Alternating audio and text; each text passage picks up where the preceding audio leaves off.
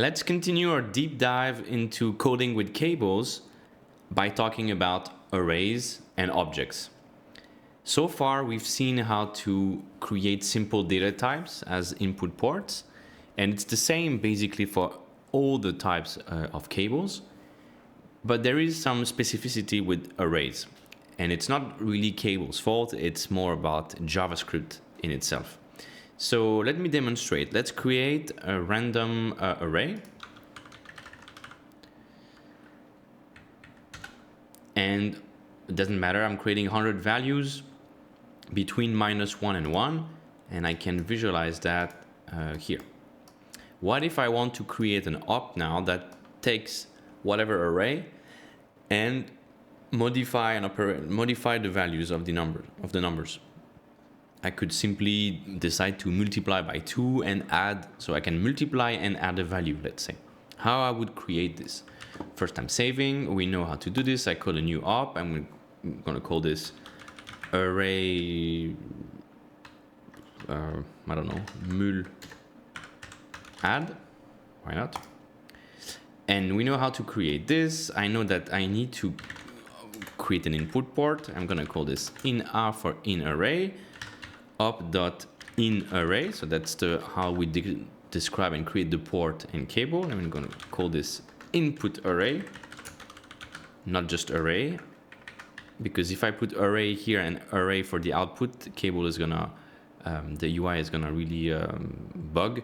So what I would suggest is input array, and we know the output is gonna be another port, and then we call this out array.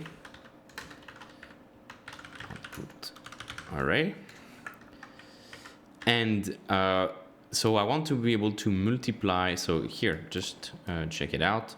The op is being created here, and I want to be able to multiply by a factor and add something. So in mul number, I'm going to in. So probably it's going to be a float. Multiplier would be good. And the same thing. So by declaring this as a float, it also works with integers. Okay. So now if I update my code, I will have 2 more inputs. Great. So now we need to do the computation. So let's create a function that we call run, which is going to be executed when something happens, and then we can start to decide how we bind the functions later. Let's just imagine we have the values. So I want to get the content of my array, so I'm going to call it like this, in array.get, to get really the value inside my array. The first thing I need to do is to check, what if I don't have an array and it's null or empty? I need to check, so I can do this by doing, hey, if it's not, so this symbol here, the exclamation mark, means not, and it will check whether the array is undefined, null, or if the array is empty. So if it's not defined, then I don't need to continue my code, right? I just can stop right there. Something is wrong.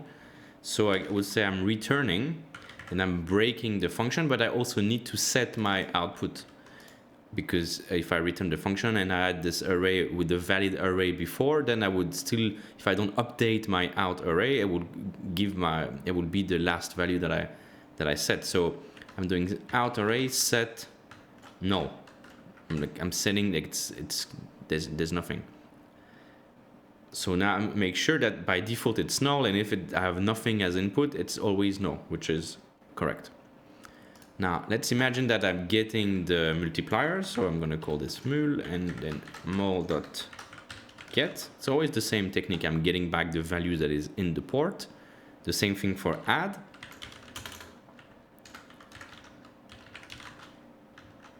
Getting here. And now I need to do my operation. So what do I want to do? I want to loop over all the values of my array, multiply each value, and then add something, right? So how do I go over an array? There are many different ways to go over an array in JavaScript. There is for each, there is just a for loop. You can do while. There's like a tons of different ways. I would say the simplest for now, I mean the most, actually the fastest, because we also care about performance. As I told you before, Cables is great as a visual programming tool, but there is a cost of having ops and blocks and functions instead of just coding the code directly, right? So this overhead, you cannot really escape from it.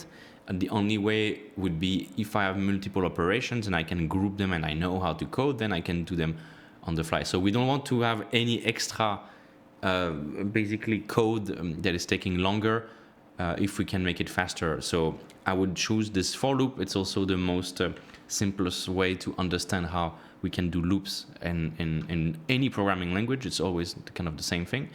So you see it's a reserved keyword for, and it's really saying, okay, I'm gonna create a variable that I'm gonna call I, and this variable is gonna count over each box of my array, each value, taking the value, doing my operation, and setting the result. So I have to say start by 0 and continue counting till I reach the end, so the length of my array. So notice that this is a strictly like inferior to, so that it's not gonna, this is the array is always indexed starting at 0. So if I have 5 values, it's gonna count from 0 to 4, 0, 1, 2, 3, 4. So but the total length is still 5 values, so it's strictly, you know, below 5. So it's going to count to 4 in this example, or 100 in our case. And then I'm saying plus equals 1. So I'm saying change I and replace this value and increment. So count from 0, then 1, then 2, then 3. There's a shortcut for that, and you will see this all the time. It's E++, which means increment I and add 1 at each loop of each loop of our for.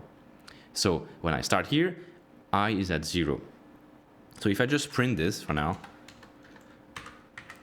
and I want to print this in my console just to make sure that we don't do anything crazy, I'm gonna open this. I'm gonna clear my console, and I need a way to simply call the function. And how would I do this? But for now, my run function is not actually triggered anywhere. So there's no way for me to call this function. I need to at least connect an array, because otherwise I would be here. And also basically create the function call so that when my array changes, I'm calling run. So this I know how to do. I can say in array.onChange run. So now I'm binding, it's called binding the function, this onChange listener, so that's something that Cables know, hey, if whatever visually or not, when I'm connecting a value, it changes, then I'm executing this code. So now I'm connecting this here, changing here, and notice as soon as I dropped it, of course the value was an empty null array, and now it became a real array with values. Then I'm printing my values in my console and showing that, yeah, I'm actually going over each of the values. So I'm doing 100 basically function call to the log function, which is simply prints the values of our I function, of our variable in the console. So I'm gonna use this value, the counting from 0 to 99, to do something with my array. So I want to get first the value. But think of this, I need to apply some function multiplication and addition, but I also want to store the result in another array that I'm gonna use to to set at the output. So how do I do this? I could create a new array, and then we're gonna call this the result, for instance. Right, and this is how I declare an empty array. So now my array is completely empty, like the length is 0.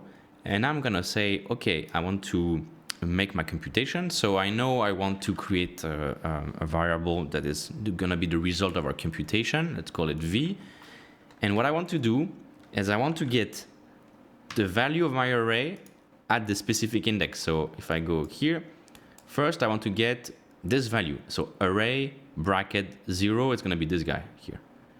This guy I want to multiply by the value that I set here. So 0 is not going to be good. I'm going to put 2 and 1 for now. I want to multiply by 2, by the value that I get. And this, I don't need the parentheses, but just to be sure. And then I add the value that I put here. So it could be 10. So this is the computation that I'm doing for every value in my array, my input array. And now that I've computed this value here, I need to store it somewhere. Otherwise, I still return nothing, which is not what we want. So I'm going to say now result push, which means put at the latest, basically push at the end of the array. At the beginning, my array is empty. So when I'm pushing, it's going to be the first value. But then at the second iteration for this 0.0658, I'm pushing at the end. So after the computation of this number here, I'm going there and there and there and there. And I put this 100 times. And now I have everything I want in my result array. I need to set it as an output for, because if I stop here, check it out. I mean, if I move my array again, I'm changing the seed to regenerate 100 different values. So check it out here, moving the seed. It doesn't really change anything because I'm doing the computation, but I didn't output anything. So the way to set now this out array to something is this out array set ref. And then I'm putting the name of my array result. So it's not set, it's set ref, specifically for arrays and objects to really make sure that Cables understand that you change the array. I'm skipping over the details, so just trust me on this. It's not just set. You could do set, but you would have some other issues. So when you have arrays or objects, use set ref. And now here I have another array that I can visualize with the viz array table. And something is wrong, and I know why. So why is it always 0? Well, check it out. We didn't really... if something changes here, we have to also make sure that we are calling the run function. If I move this, doesn't really change anything. If I change the array, though, it's going to work. But before, you know, we need a way to basically bootstrap, like to cold start the op. But it's not really well done as we did that way, because if I'm just here modifying the numbers, nothing will happen until I change the array, right? Because the only way to trigger this run function is to change the array. Now it would work. So the first thing with 0 was just because everything was not set up properly, I would say. So that doesn't really matter. You can reload and you will not have this issue. But it still revealed that we are not taking into account this multiplier and add. And we don't have to. This is an important point. You don't need to necessarily rerun the function if I change the values of the multiplier and adder here. It's up to me as a op designer to do so. Because of course there is a cost. You could say, this is not going to change very often. Only when I change the array, I want to rerun the whole thing. Here, every time that I'm changing slightly the value, I'm recomputing 100 different values. So, of course, for Cables goodiness, I would do this here, and I would say, hey, on change, I'm going to also call the run function, and I can do this we saw. I can do bind the two functions in the same line. And now, if I change any of these values, everything will be updated. It looks much better Cables-wise, but it's also more costly, because that means that for any small variation, I'm recomputing. Now it's 100 values, but it could be 10,000 values. So do I really want to recompute this each time I change, or each time I change the array? It's up to you. It depends on the use case. There is no right or wrong. But in Cables, in most ops, every parameter that is changed here will retrigger the whole computation, unless you create a trigger, and then we know implicitly that only when the trigger is triggered basically, then I'm doing the whole computation. So if there is no trigger in the op, you should do something like this. And if you want to trigger this computations on trigger, so I will modify this op here. So this is one version. Let's create another one that we call array add trigger. I'm going to copy paste the code almost. So I'm copy paste. For now it's the same, but now I don't want this to be triggered every time I change any of these values. What I want to do is this is in exec to like run the up in trigger. So if it's pure a trigger, you cannot really have a button to play with the UI. If you, for the sake of demonstration, I'm going to create a trigger button, and I'm going to call this execute or run. Let's say run. Doesn't matter. And now I'm saving. I'm creating this yellow trigger. By convention, we always put the triggers, at least one trigger at the beginning of the op. And if you have a trigger out, which we would use here to know when the computation has been finished, for instance, you would put this as the first output value. So let's say I'm here, and I can do here out trigger, out finished, out trigger, finished. And you see, by convention, if you look at ops with triggers, you would see that they also have this as the first output, basically. So now what I want to change this function. It's not about when I change the array, it's only when I want by triggering the op.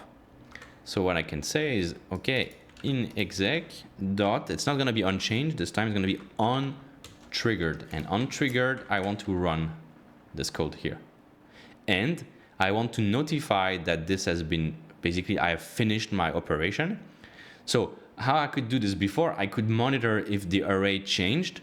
So there is an op called array changed trigger, which will basically create a trigger, but we are taking this code and putting it automatically in our op. It's a bit cleaner.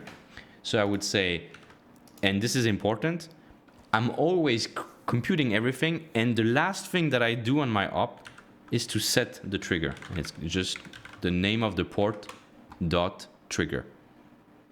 And it's important to do it at the end, because usually you want all your data to flow, to be set at the right values, and only at the end you trigger, because you know that the rest of your code is gonna listen for this trigger and say, okay, if I receive the trigger, it means I can safely assume that all my data has been changed. If you do the other way around, it's a bit wrong, because you're already advertising to the rest of your patch, okay, I finished computing the data, but it's actually coming on the further down the line on your code. And if you do this, then you can have data that is basically desynchronized, because you're already saying, hey, all the new data should be here, but it's not the case. So by finishing by a trigger, we made sure that our array has been updated. And now I can listen to this trigger and do something with it, and I'm sure that my array has been updated. So pay attention to this. You triggers are going to be the first, usually the first input and the first output. And they are, when you code, they are the last thing you need to trigger. And for instance, if I don't receive an array, I don't want to trigger anything. Why would I trigger and saying that the array has changed?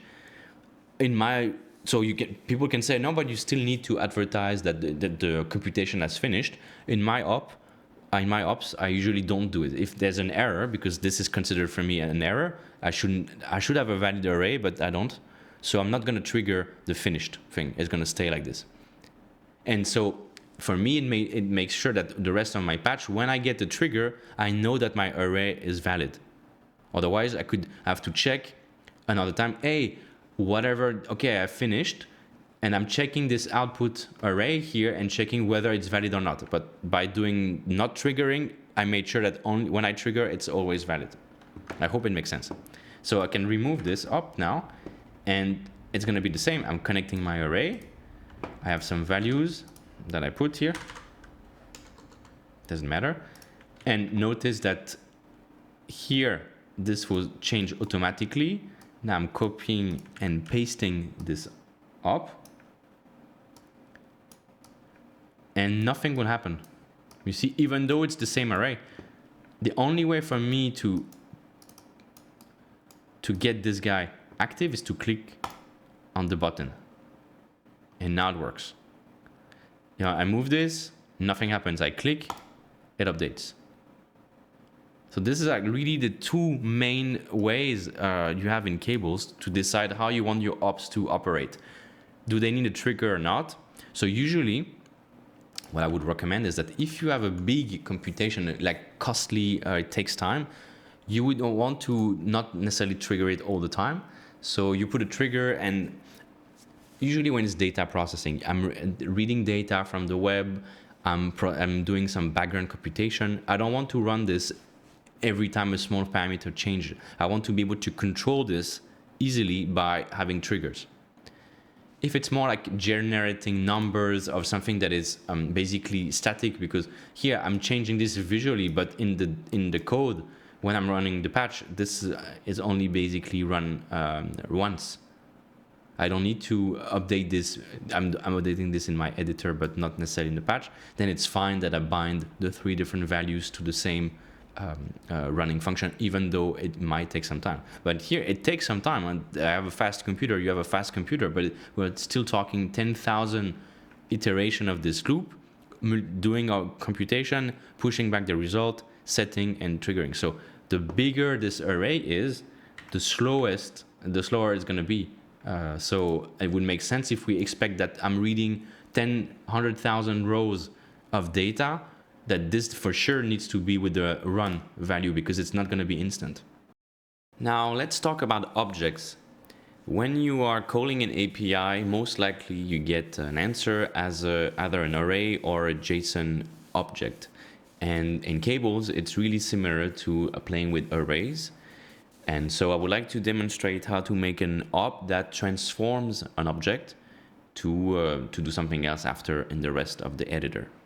So I have let's try to simply drop a parse JSON up that parse object. I'm taking a string and transform this into a valid object. So I'm going here, editing, and I have an object ready.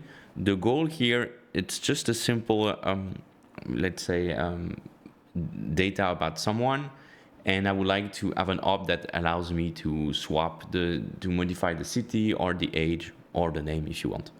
Very simple example. I'm parsing this object. Now I'm using this object to see the content of it. So far so good. Now let's try to create our op.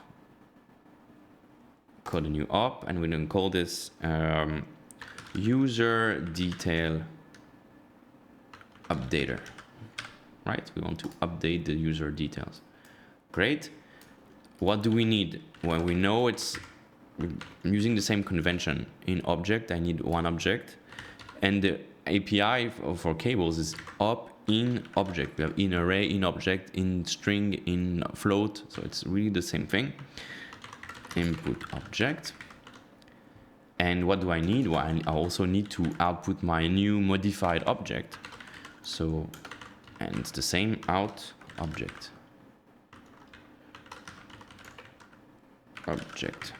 Okay, I'm saving this, and of course object with the C, better. Saving the patch, reloading.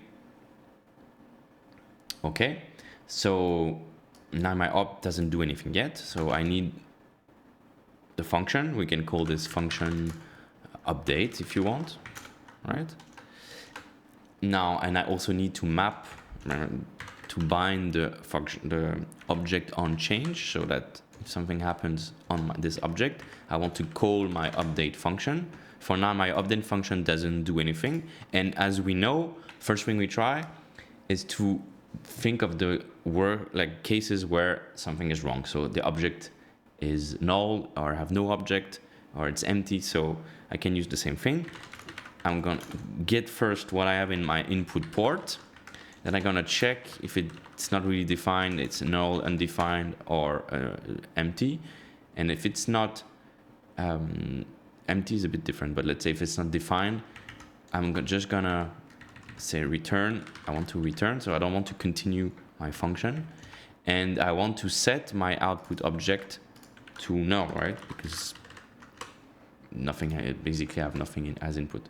So if I go here, this guy here will be null by default, which is what we want. And if we connect, if it's, for now, it's actually full of the values, but we didn't actually, so we are here basically in the code, but we didn't do anything else. So for now, it's not actually setting the output of the object, so it's still null, because by default, when you create the port, it will be null as output, right?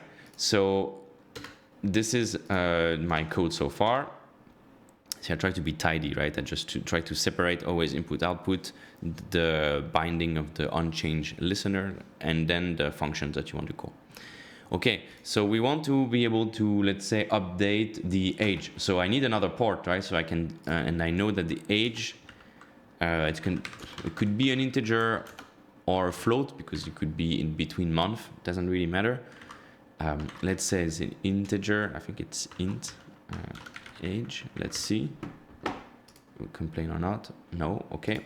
So here, when I slide, it's an integer.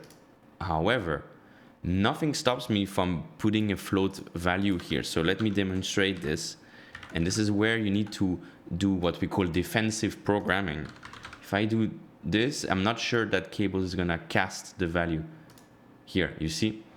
So even though I expect the port to be an integer, Cables is not doing any checking, which would be very costly, because it would mean to sanitize all inputs and would really slow down the whole process of the code. Basically would be very slow. So it's up to you to really, even though you specify that you wanted an integer here, what happens if I give you a negative number, right? Anything can happen. So we also need to sanitize the values here. So you could clamp it, so you could make a value that it can never be, for instance, below 0. And this is general programming tips, right? But you have to think, when you create an op, you have to do this for all the ports. You have to think of the wrong cases first. And then when you have all your checks, you can really code the regular normal behavior, I would say. So let's try this here. This can be, so there is a case where it's actually not a number as well, so you can check that. But imagining that it's just a simple number, but it could be, and I really want integers. So how do I make sure that I get integers out of floating point value? I can round the value. So there is a function called math.round, and this will round to the nearest integer. So if it's above 0.5, it will be to the top value. If it's below, it will go. If you want to only go and to the lowest value, you can, of course, you can use floor. If you only want to round to the upper value, you can use ceil, like ceiling, but it's called ceil. But technically, it should be the math.round. So first, let's get the value here, called age. And you notice that I'm getting this as a constant value, because I'm not going to modify. I mean, technically, I could get the value and then modify it because I'm rounding it. So let's not get the constant value. I'm going to use a let keyword to tell JavaScript that this variable is going to change instead of reusing another one. What I could do first is do round and get back the result in my age. So now I'm rounding the value. And I also need to check whether the value is below 0, because it can still be rounded at -5 and it's still not a very valid age, right? So you could do this by using math.max. So what is the maximum value between 0 and the negative value? Well, it's 0, right? -5, 0 is bigger than -5. So by doing math.max, I'm basically clamping the minimum value to be 0, right? And I can get back this result in age. Going very slow here, but I think it should, if you take your time, it should work. So now this age value is protected in a way against negative and floating point value, because as I said, I really wanted to in an integer. And now, of course, I need to do something with my object. So I have this value here in my age key. So you agree that I could do something like object.age and then replacing it. So I'm basically overriding the value that I have in my object by this age that I put. And there is an interesting fact. So let's try to do this, and of course return the object. So I'm setting by reference again, setting the reference so that Cables know that this object is going to be updated. And let's try this. I'm gonna also do a vis object, and so see that if I put a 12, well, something is wrong here. So let's try to debug. If I'm rounding the age, I don't know what I did wrong, so I can simply print this and open my console here at each step. Well, I'm getting this age here to be 0, so let me just try again, put a number. If, once again, I didn't bind, it's very easy to see that I didn't bind the age, so whatever I do here, it's useless unless I change the parse object. So I also need to say, hey, if object on changes, it changes, I modify this value, I also need to update the code. Right, so that was the mistake.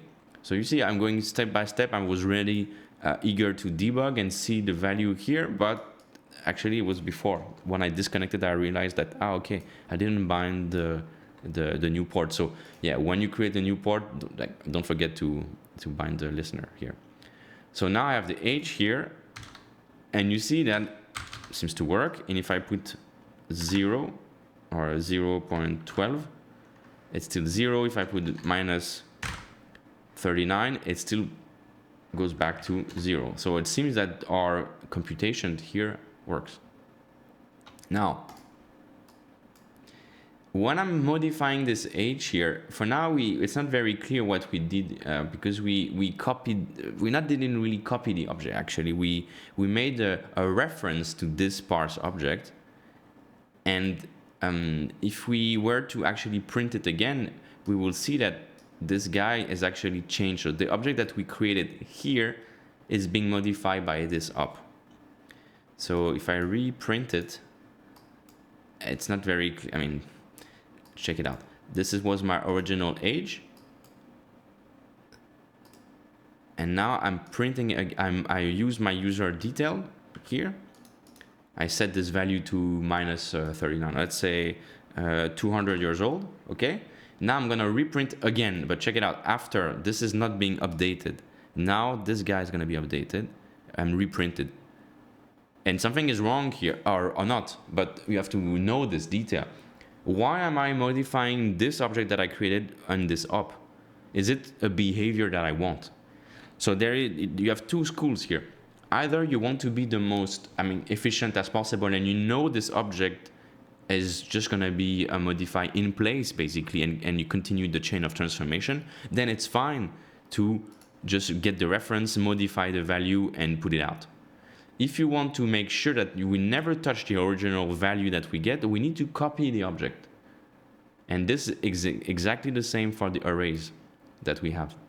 Do you want to use the array that was created as an input port and modify it in place? Or do you want to copy it? And there's a cost, of course, if you copy something. But it's maybe most likely the things you want to do. In Cables, you recommend to actually copy the object. But if you know for sure that it's going to modify the whole thing, you can avoid this copy. So this is an interesting and really important because in JavaScript, it's not that easy to copy things. And you can blame the language itself that was designed in actually 1 week. I think I talked about this, but the language was designed in 1 week, 30 years ago, or 35 years ago. And basically it's stuck, and there's some good parts and some really bad parts. So to copy, there's like 10 different ways, like literally 10 different ways to copy an object. I'm gonna show you the most common ways. Object are arrays, because arrays are also object in JavaScript. But I want you to understand the difference between what we call shallow copy and deep copy. So think of it, deep copy is really I'm copying and pasting, and the two objects are completely different. Shadow copy, you copy part of it, but if you have nested properties, they will still be shared with the original object. So let's try to demonstrate this simply. Here, I actually created this op here, this data to illustrate this like nested object aliasing. So first, let's make a shadow copy of the object. Here, instead of just getting the object, which is a reference to this original object, I can still check whether it's null or not, because it doesn't change anyway. But here, I can make a shadow copy. So you have two ways, but the most common one is to use what we call the spread operator. So it's basically doing something like this. We're going to call this, so this is going to be the temporary object, right? And now the real object that we want, then we can operate on, is going to be something like this. You have to use like a bracket, like an object, 3 dots for the spread operator, and then the name of the object. So if you do this, I would say, don't care about this. It's just going to be a copy using this spread operator. It's called. And you put like this. So here I'm making a shallow copy. So I'm going to write it. Shallow copy. Let's try. I'm saving. Deleting this again. Updating the age. Printing the original object again. And we see now it is the previous value. So if I delete this, reload the whole patch, this is 30. Now this is my new age that I modified. I'm going to print this guy again after basically I modified it. I'm going back to the beginning. And cool, I have 30. So actually seems like I didn't really change and I made a copy of the object. Yes and no. The yes part is true for simple properties, but for nested objects, so for instance here we have city, which is a nested object of the address key. Now let's see what if I modify the address here. If I do another port, and it's going to be a string.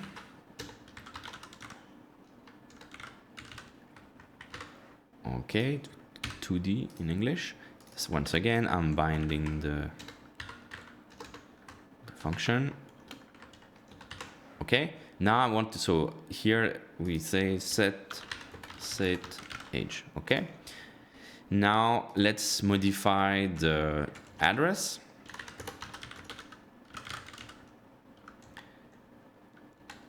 So it's the same thing. I know that object, so I can go and get the new address. Yeah, add like this. In address.get. Technically, this can be null. You can remove the address. So I don't want to check here for invalid value because I can put the wrong address. So it's not really the address. I mean, what the key we want to modify is here. It's the city technically. So let's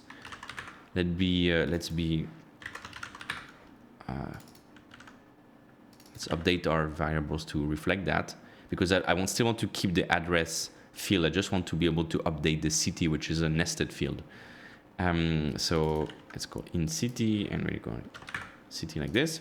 Okay, so same thing.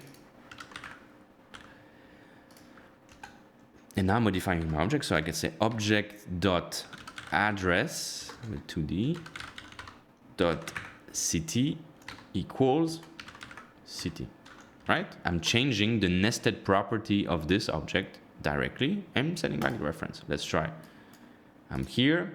The city is Paris. It seemed to, you see, this is updating in real time. We are really happy with this. Closing this. Now, let's try again. I'm saving this, saving the patch, disconnecting and reconnecting. And now, wait, something is wrong. The age is okay. We really made a copy of the age, but the modification of the address also modified our root object, which is not what we want because we made a copy. So I warned you before, this is a shadow copy and it doesn't work for nested properties, but I wanted to illustrate this. So That's the wrong way to do it if you really want to make a complete copy of this. So there is another way, just by the way, if you see this, to copy an object in JavaScript, to make a shadow copy, and it would be something like this. So just for, if you see this syntax, you can of course check it out. It's called object it's like math. It's something that is that JavaScript knows as a big namespace. There is a function called assign, which will basically take your object and copy in the new empty object the properties you want. But this is exactly the same as the spread operator that you saw here. So I think this is easier. It's a more newer way to copy this, and it's also it also works with arrays. But with arrays, you would do something like this. Illustrating, you would do this. If right, and you use curly braces if it's an object, you use bracket if it's an array. This is only for objects, so just if you see this, don't be alarmed, but you can use the shadow copy like this. Okay, now if we want to make a deep copy, then we need to find another way. And it's a bit silly if you think about it, and it's not perfect, but if you want to make a deep copy, what JavaScript recommends is to serialize this to JSON. So put your object, convert it to a string, and then reparse the string to make an object. So it's really, I mean, you ask me, it's terrible. But what can I do if the language itself recommends you to do this? But so if I really want to make a very clean, like deep copy, so let's make it here, and I've basically the properties will have nothing in common, either for nested properties. I need to serialize everything to JSON. So how do we do this? Well, let's call this deep object. First, we need to use the JSON library, so it's a top level object, and there's a function which is also called a method here called stringify, this is exactly what Cable does under the hood when you want to transform an object to JSON.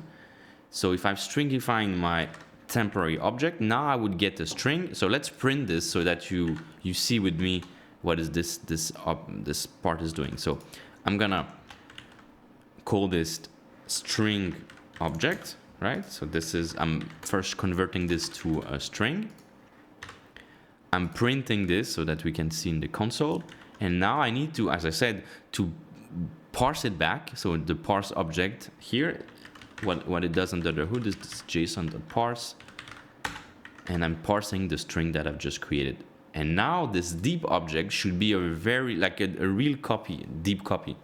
So if I use this deep object now instead, and I'm replacing the value, I should be really independent. So just to show you, like this is what this line does. I'm converting my object back to basically this, the original thing that I put to create the data. Of course, there was modified. You can decide to put the age because technically it would work with the shadow copy, but just let's first clone our object, then modify the age on our own copy, and then modify the city, and then output the whole result. So if I go again, I'm modifying the age here, and I'm changing the city to Lisbon. Now I'm printing again the original object, and technically it should be the previous version of it, so Paris. But if I reload the page, it will be the Wonderland. So let's verify for you if you don't believe me. This is what the original one, Wonderland. I'm changing to Lisbon, and then I'm going and printing it back, and this object is completely untouched. So the way to do this, you can do in one line. You don't need to. You can do this if you want. You just take you stringify, take the result, and then you parse it back again, and then you have your deep object, and you don't need the shadow copy anymore. And if you want to do this with arrays and containing sub-arrays or object, it's exactly the same technique. You use this stringify and parse. So what are the lessons of this? The lessons are we need to understand what is it that we're going to do after we transform our object. So what is the purpose of this op? Should I copy the original value, or is it part of a transformation chain and then I only care about the result? So I'm doing many ops and then I take the result and I use again in Cables, and I don't really care about copying or the original object. It's up to you. But it's a choice. It's not something that you can do lightly. I mean, and you have to understand the use cases of your op. So I hope this was not too difficult to follow.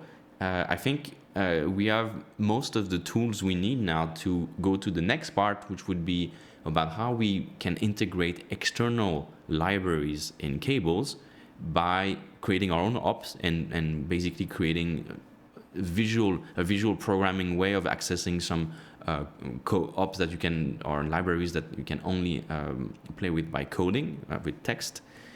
And to do that, we most likely when you create, you will see it's about binding objects and arrays. So this is why I wanted to make this parenthesis about talking about copying objects, because this is really needed, especially if you copy things from an external library. So I hope it was informative, and I'll see you in the next one.